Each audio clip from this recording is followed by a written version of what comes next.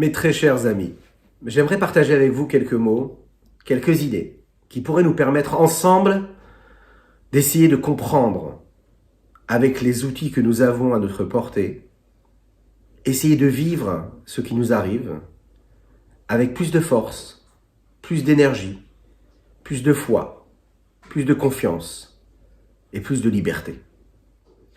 Tout d'abord, j'aimerais commencer par une petite histoire que l'on avait l'habitude de raconter et qui concerne deux frères qui étaient Rabbi Zouché d'Anipoli et le Rabbi Elimelech de Lizensk. Deux grands maîtres, deux grands sages qui ont vécu il y a que quelques centaines d'années. Ils avaient une particularité. Rabbi Zouché, lui, était quelqu'un de plutôt humble, plutôt joyeux, qui avait une vie difficile, matérielle, et qui pourtant était toujours joyeux, et il cherchait systématiquement à transformer son vécu en une expérience d'évolution. Rabbi Elimelech de Lizensk, c'était quelqu'un de beaucoup plus rationnel. Ils étaient deux frères, complémentaires. Un jour, ils se sont retrouvés emprisonnés, dans un cachot.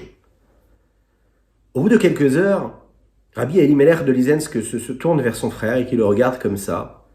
Il le regarde avec un regard profond, triste, mélancolique. Rabbi Zouché le regarde et lui dit « Mais comment est-ce que tu peux me regarder de cette façon? Qu'est-ce qui t'arrive? Pourquoi est-ce que tu es si triste que cela ?» Rabbi Elimelech de lui répondre « Écoute, nous sommes dans un cachot, nous sommes emprisonnés. J'ai, grâce à Dieu, avec moi, mon sac de téphilines, mon sac de prière. J'ai mon talit avec moi. L'heure de la prière a déjà dépassé. Il me reste quelques heures pour pouvoir faire ma téphila. Et je ne peux pas faire cette téphila. » Rabbi Zouché d'Anipoli se tourne vers lui et dit « Mais pourquoi est-ce que tu ne peux pas faire ta téphila? Pourquoi est-ce que tu ne peux pas prier Dieu ?» Et de lui répondre « Parce qu'il y a dans ce cachot d'autres prisonniers également, des juifs, des non-juifs, mais surtout il y a un sceau de saleté, et puis il y a une loi qui stipule que lorsqu'il y a une odeur et une saleté qui est présente autour de moi, la loi nous stipule qu'on n'a pas le droit de prononcer des mots de Torah, des paroles saines, des paroles saintes, ni de prière, ni d'études. Et donc, je suis triste. Je ne vais pas pouvoir m'attacher avec Dieu à travers les mots de la prière et à travers les mots de l'étude de la Torah. Je suis triste. » Rabbi Zouché d'Anipoli de le regarder et de lui dire « Écoute-moi bien, mon frère. Dans cette même Torah où il est écrit que tu dois prier et que tu dois étudier, dans la même Torah, il y a une loi qui stipule que lorsque l'on est dans une situation où on ne peut pas prier, parce que ce qui se passe autour de moi, dans mon environnement matériel, physique, dans le temps et dans l'espace, ne me permet pas de prier. On me donne l'ordre de ne pas prier de cette façon-là. Donc quand toi maintenant tu ne peux pas prier, tu es en train d'accomplir et de réaliser justement ce commandement divin qui est que maintenant tu ne dois pas prier. Par contre, un juif se doit toujours d'être joyeux.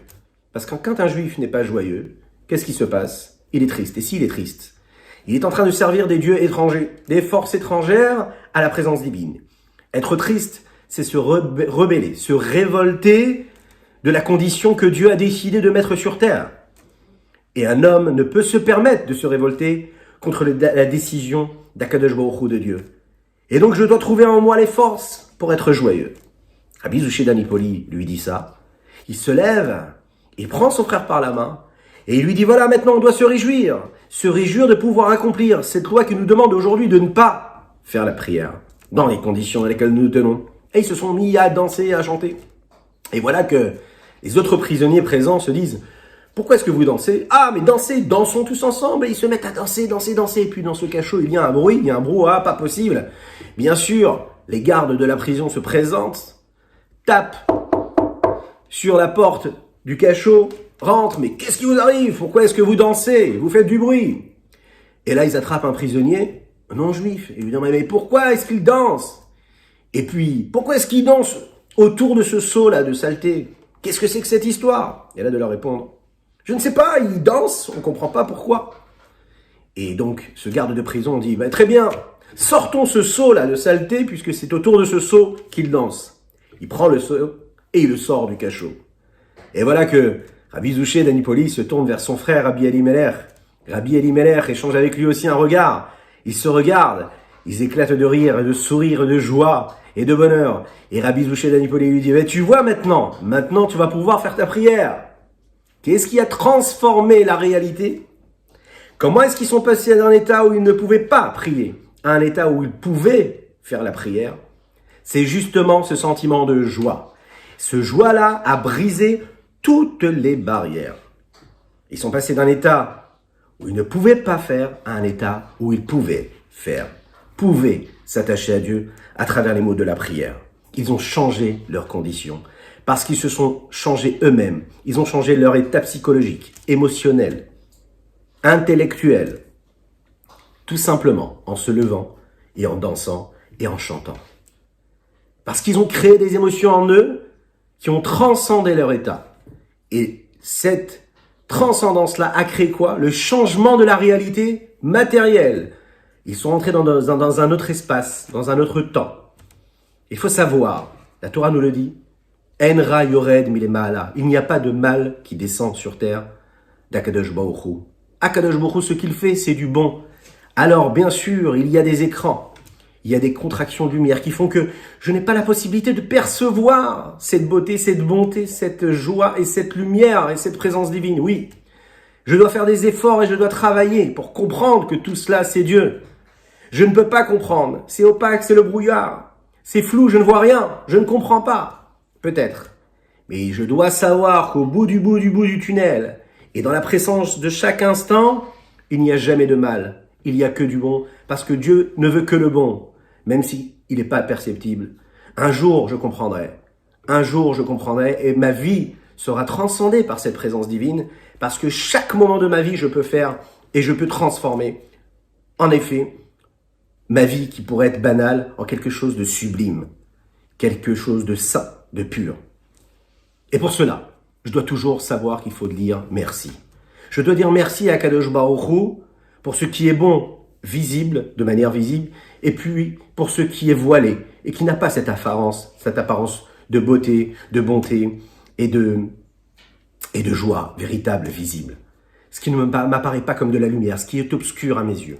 Bien sûr, il faut demander à Kadosh Baruch Hu de retirer cet exil, de nous donner de la beauté, de la bonté visible, pas des écrans, pas de contraction de lumière, pas d'obscurité, pas de limites, pas de frontières, que l'on puisse voir Akadosh Baruch Hu dans sa grâce et dans sa bonté, dans son honneur révélé, que l'on puisse vivre dans la véritable joie, sans travail nécessaire. Oui, bien sûr qu'il faut demander ça. Mais lorsque la réalité nous envoie un message qui peut paraître différent, on doit travailler sur nous pour essayer de développer justement cette idée-là. Et nous approchons bientôt de la fête de Pessah. Et vous savez qu'il est écrit dans les textes que chaque jour de notre vie, nous devons vivre la sortie d'Égypte. Chaque jour de ta vie, tu dois vivre comme si que tu sortais Ayom, aujourd'hui d'Égypte. Alors comment est-ce que je peux sortir d'Égypte? Lorsque je suis confiné, lorsque je suis bloqué. Alors il faut savoir qu'il y a peut-être des barreaux. C'est le corps qui est bloqué, c'est le corps qui est en prison. Mais l'âme, elle peut aller très haut. L'âme, elle est libre. L'âme, le cœur qui est en moi, mon cerveau, mes émotions, mon intellect, ça n'est pas en prison. Je peux vivre avec, je peux me libérer de mes chaînes intérieures. Ces chaînes-là, c'est sous tous ces carcans-là, ces points d'ancrage qui ont fait ce que je suis, la façon avec laquelle je suis né, la façon avec laquelle j'ai vécu, j'ai été éduqué, l'endroit, l'espace, le temps dans lequel j'ai vécu mon enfance ou ce que je suis devenu, les raisons, les conditions, toutes les excuses qui peuvent faire que ma vie a tel ou tel aspect. Eh bien moi, dans des moments de confinement physique, matériel, corporel, grossier, je dois essayer de révéler cette force qui est en moi, cette lumière, cette présence divine qui est dans chaque élément du monde, dans chaque créature céleste et dans chaque créature matérielle que je peux voir dans ce monde-là. Et je dois transformer ces éléments-là. Je dois les vivre, je dois les transcender et je dois laisser la lumière divine s'exprimer et se révéler. Et si chacun sort d'Égypte, il brise ces barrières-là qui fait qu'il est conditionné et qu'il laisse cette lumière se révéler. Comment? Grâce à l'étude de la Torah, parce qu'il se connecte avec Dieu quand il étudie la Torah, parce qu'il va faire des prières, parce qu'il va faire Tehillim chaque moment de sa journée. Chaque petite lettre qu'il va dire, chaque mot qu'il va dire, il va le dire pour la guérison des personnes qui peuvent être malades. et le reste du temps, il garde la joie, la conviction, eh bien, Akadosh Baruch Hu, il écoute sa prière, puisque la joie, c'est celle qui brise les limites, qui brise les barrières. Et lorsque je brise les barrières, je peux atteindre la liberté. Vous savez que dans l'alphabet hébraïque, il y a 3 lettres. Les 3 premières lettres, c'est le Aleph, le Bet et le Gimel. Le Aleph, c'est le mot Emouna, la foi. La foi, juste croire en Dieu, avoir la foi en Dieu, peu importe ce qui se passe. Parce que je sais que c'est le Dieu de l'univers, le roi des rois. Et que ce Dieu-là a créé le monde et qui donne la vitalité à chaque élément du monde. À chaque instant, il fait vivre et revitalise chaque élément du monde. Que ce soit un minéral, végétal, animal ou humain. Et qu'à chaque instant, il est présent et que s'il se retirait un seul instant d'une créature, le monde n'existerait pas. Le monde n'existerait pas. Non pas que le monde a besoin d'être détruit. Dieu n'a pas besoin de détruire le monde. Il a juste besoin de cesser de le créer. Puisqu'il faut savoir qu'à travers sa parole, il permet à chaque créature d'exister. Avec sa parole, puisque le monde a été créé par la parole d'Akadosh Baruch Hu. Chaque créature continue d'exister perpétuellement et constamment parce que Dieu l'a créé avec sa parole, avec son souffle. Ce souffle-là qui permet aux Juifs de vivre à travers son âme divine. Et lorsque l'homme prend conscience de cela et qu'il garde la Emouna, la foi, alors là on atteint la 2e lettre de l'alphabet hébraïque, le Bet. Le Bet c'est le bitachon. Le bitachon c'est la confiance. Lorsque j'ai de la foi, lorsque je travaille ma foi, alors j'ai de la confiance. Et la confiance c'est ce qui me rassure. Et lorsque j'ai véritablement une confiance, alors je me laisse pas aller, je me prends en main. Et puis je me lève le matin, je m'habille comme il faut, je mets une cravate, je me parfume, je me maquille s'il faut, je me fais beau, je me fais belle, je fais en sorte que ma vie, elle soit sublime. Chaque instant de ma vie, peu importe l'état dans lequel je suis et que je subis dans un confinement matériel et corporel. Je vais garder la confiance et je vais vivre ma vie, chaque instant de ma vie de la manière la plus belle possible. Et lorsque je vis dans cette confiance, alors là je crée la 3e étape. La 3e lettre de l'alphabet hébraïque. Le Gimel. Et le Gimel, c'est Géoula. La Géoula, Bezrat Hashem, avec l'aide d'Hashem que nous allons vivre très prochainement. La libération totale.